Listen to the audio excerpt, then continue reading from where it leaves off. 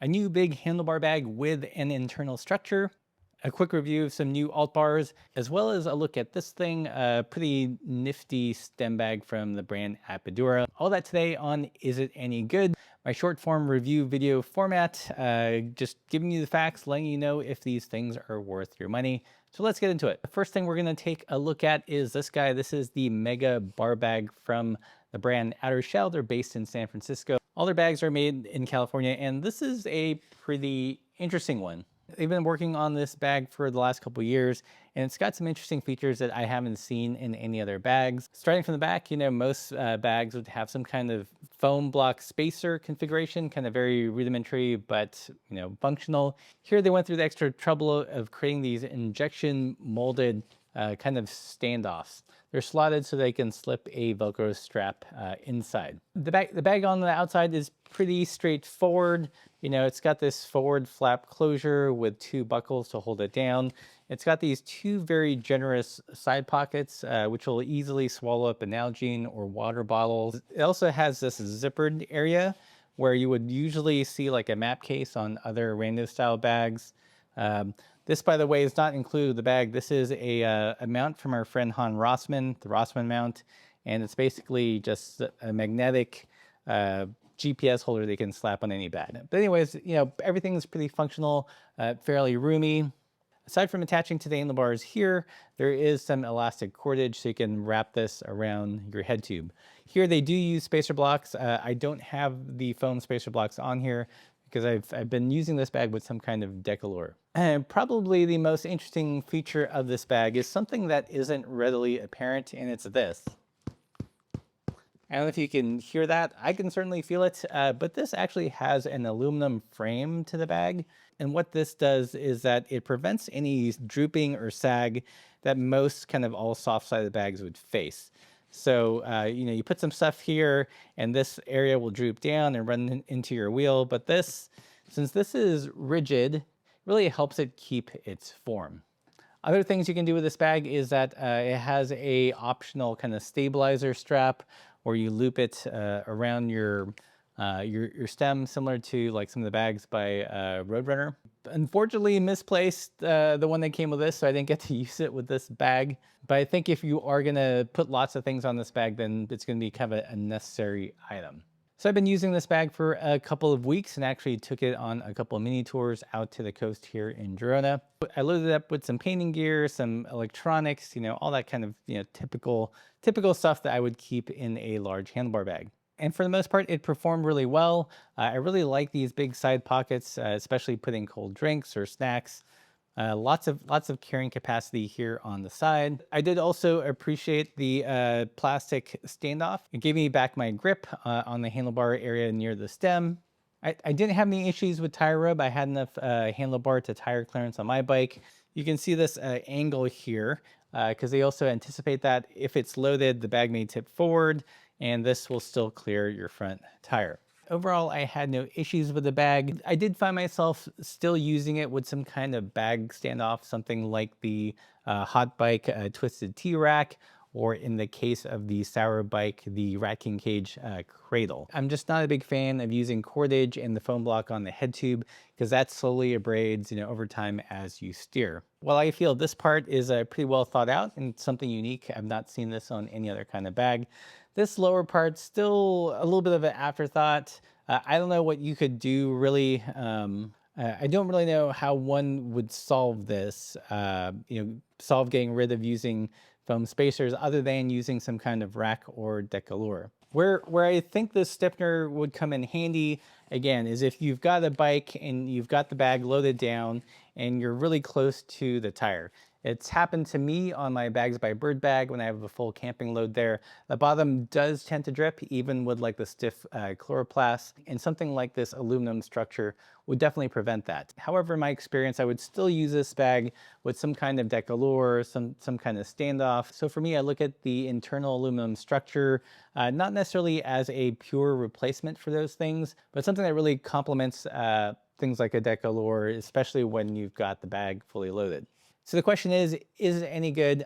You know, I think it is They really do bring lots of interesting new things to the table, that internal structure, these standoffs, which are a little bit more sophisticated than some foam blocks. That said, you still need to use foam blocks here on the bottom, and it'll rub on your head tube unless you use some kind of standoff. So it's cool to see lots of new thinking in the Mega Bar Bag by Outershell.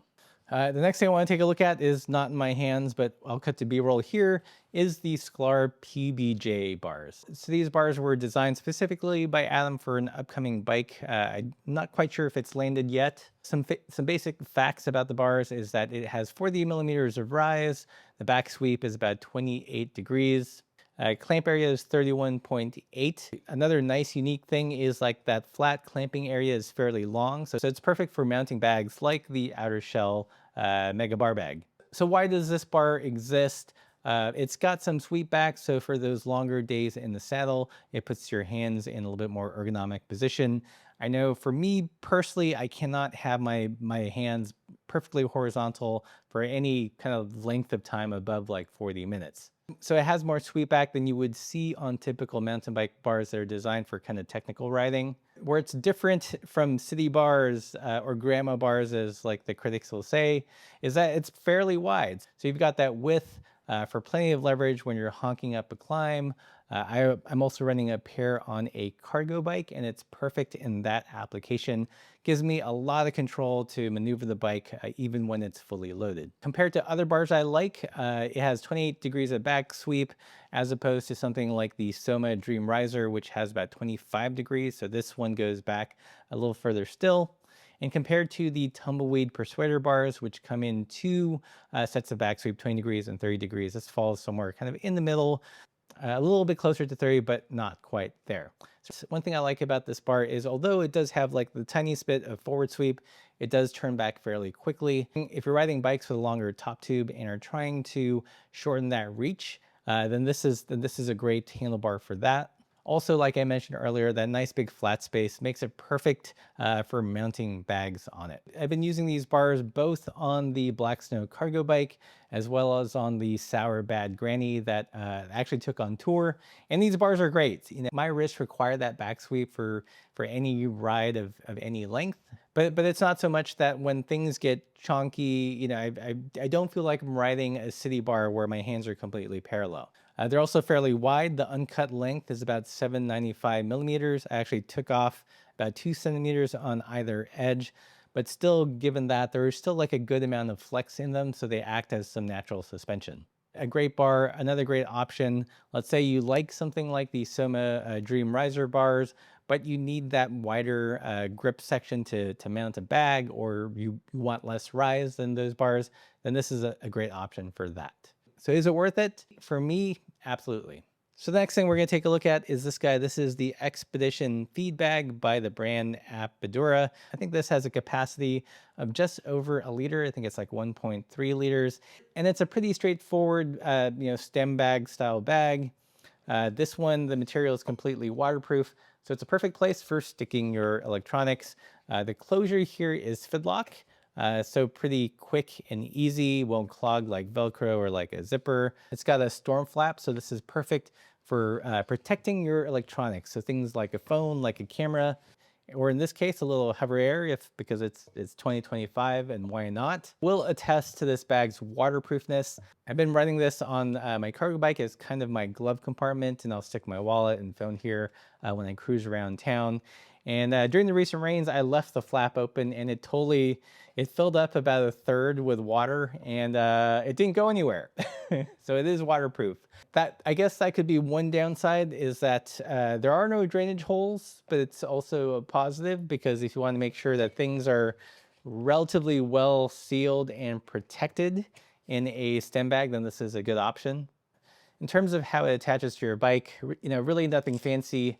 We've got our typical Velcro straps here. There is some adjustability in how you place it. You can run 2 on the handlebar. There's also cutouts on the side, so you could move one of these straps to the side and have one on the handlebar and one on the stem. On the bottom, there is a sewn piece of webbing.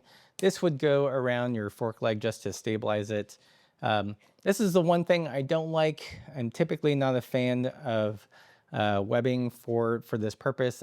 I'd much rather some kind of elastic cordage, just because it'll keep tension and you don't have this big band of like webbing slowly abrading your fork.